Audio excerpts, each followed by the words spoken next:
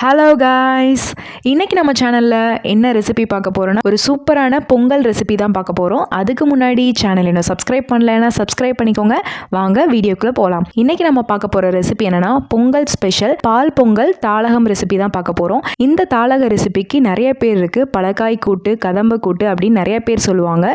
இது வந்து பார்த்திங்கன்னா பொங்கல் அன்னைக்கு நிறைய நாட்டுக்காயெல்லாம் போட்டு ஒரு கூட்டு மாதிரி இந்த ரெசிபி செய்வாங்க. இதுக்கு பேராக பால் பொங்கல் செய்வாங்க. இந்த பால் பொங்கலை வந்து வெள்ளை பொங்கல்னு கூட சொல்லலாம். இது வந்து ஒரு லஞ்ச் ரெசிபி மாதிரி செய்வாங்க. வாங்க எப்படி செய்கிறதுன்றதை பார்க்கலாம். இப்போ நம்ம ஃபஸ்ட்டு பால் பொங்கல் பார்த்துடலாம்.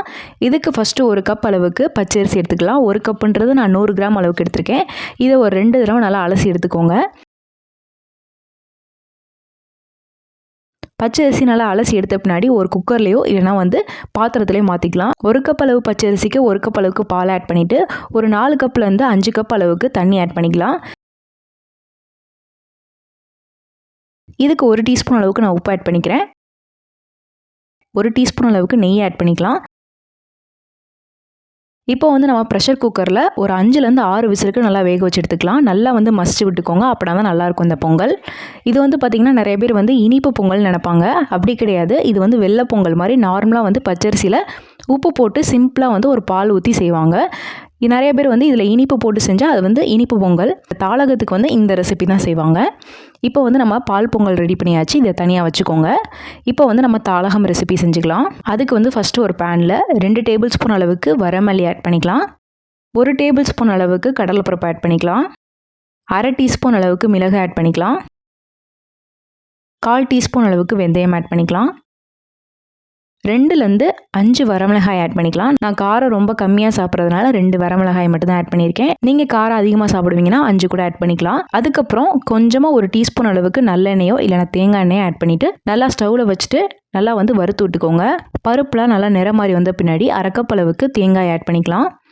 நீங்கள் வந்து துருவின தேங்காவும் ஆட் பண்ணிக்கலாம், இல்லை கொப்பரை தேங்காவும் ஆட் பண்ணிக்கலாம். இதை ஒரு 2 நிமிஷம் மட்டும் நல்லா வந்து ரோஸ்ட் பண்ணி எடுத்துகிட்டு நல்லா கம்ப்ளீட்டாக ஆற வச்சுருங்க. நல்லா கம்ப்ளீட்டாக ஆறின பின்னாடி ஒரு மிக்சர் ஜார்லேயோ பிளெண்டர்லேயோ போட்டு நல்லா பொடி பண்ணி எடுத்துக்கோங்க.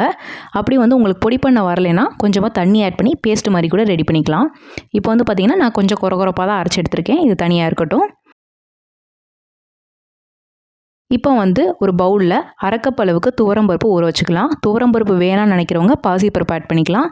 இதை வந்து ஒரு 1/2 மணி நேரம் மட்டும் நான் ஊற வச்சு எடுத்துக்கிறேன்.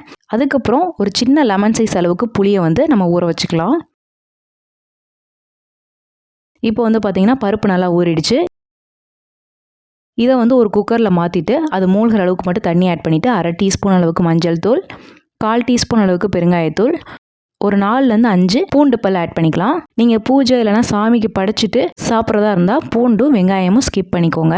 இப்போ இதை வந்து ஒரு 3லேருந்து 4 விசிலுக்கு நல்லா வேக வச்சு எடுத்துக்கோங்க. வேக வச்சு எடுத்துகிட்டு நல்லா இந்த மாதிரி மசிச்சு ரெடியாக வச்சுக்கோங்க. இப்போ வந்து பார்த்திங்கன்னா நம்ம தாளகத்துக்கு என்னென்ன காய்கள் சேர்க்கலாம் அப்படின்றத பார்த்துடலாம். இதுக்கு வந்து பார்த்திங்கன்னா ஒத்தப்படையில் தான் வந்து காய்கறிகள் எல்லாமே ஆட் பண்ணணும். நான் இங்கே வந்து பார்த்திங்கன்னா 9 வகையான காய் வந்து எடுத்திருக்கேன். அதில் நான் என்னென்ன எடுத்திருக்கேன்னு சொல்கிறேன். கத்திரிக்காய், அவரைக்காய், மஞ்சப்பூசணி, பீர்க்கங்காய், உருளைக்கிழங்கு, சேனைக்கிழங்கு, வாழைக்காய், வெண்பூசணி, முருங்கைக்காய், அதுக்கப்புறம் மொச்சப்பயிறு கொஞ்சமாக எடுத்திருக்கேன். அதுக்கப்புறம் பீன்ஸ் பயிறு, அதுக்கப்புறம் பட்டாணி. இதில் வந்து பார்த்திங்கன்னா நீங்கள் கேரட்டு, பீன்ஸ் ஆட் பண்ணுறதா இருந்தாலும் ஆட் பண்ணிக்கலாம். ஆனால் நாட்டு காய்களை வந்து ப்ரிஃபர் பண்ணுங்கள். அதில் தான் இந்த தாளகம் ரெசிபி செய்வாங்க. இது எல்லாமே பார்த்திங்கன்னா ஒரு 1/2 கப் அளவுக்கு எடுத்திருக்கேன். இதில் நான் ஆட் பண்ணியிருக்க எல்லா காயுமே வந்து பார்த்திங்கன்னா ஒரு 1/2 கிலோ அளவுக்கு இருக்கும். அந்த அளவுக்கு தான் நான் செஞ்சுருக்கேன். நீங்கள் வந்து இதே மாதிரி நிறையா செய்கிறீங்கன்னா நான் போட்டிருக்க அமௌண்ட்டை அப்படியே எல்லாத்துலேயுமே டபுள் பண்ணி நீங்கள் ஆட் பண்ணி செஞ்சுக்கலாம். இப்போ ஒரு பாத்திரம் வச்சுக்கலாம் ஸ்டவ்வில். அதில் வந்து 4 டீஸ்பூன் அளவுக்கு நான் நல்லெண்ணெய் ஆட் பண்ணிட்டேன். அதுக்கப்புறம் சின்ன வெங்காயம் ஒரு 1/2 கை அளவுக்கு நான் ஆட் பண்ணிக்கிறேன்.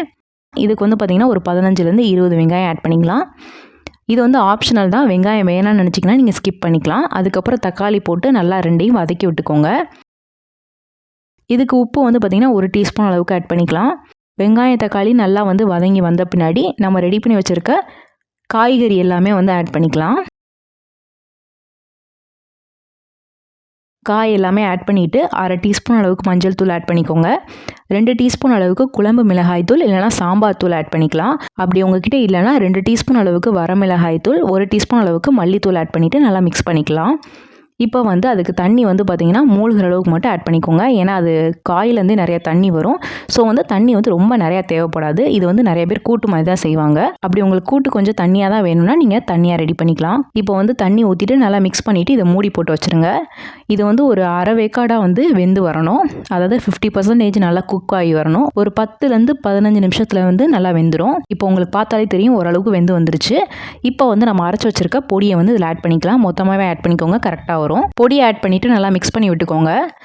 அதுக்கப்புறம் நம்ம மசிச்சு வச்சுருக்க பருப்பை வந்து இதில் ஆட் பண்ணிக்கலாம். ஆட் பண்ணிவிட்டு நல்லா மிக்ஸ் பண்ணிக்கோங்க. அதில் வந்து 1 டீஸ்பூன் அளவுக்கு சால்ட் வந்து ஆட் பண்ணிக்கலாம். தேவைப்பட்டால் ஆட் பண்ணிக்கோங்க, அப்படி இல்லைன்னா செக் பண்ணிவிட்டு ஆட் பண்ணிக்கோங்க.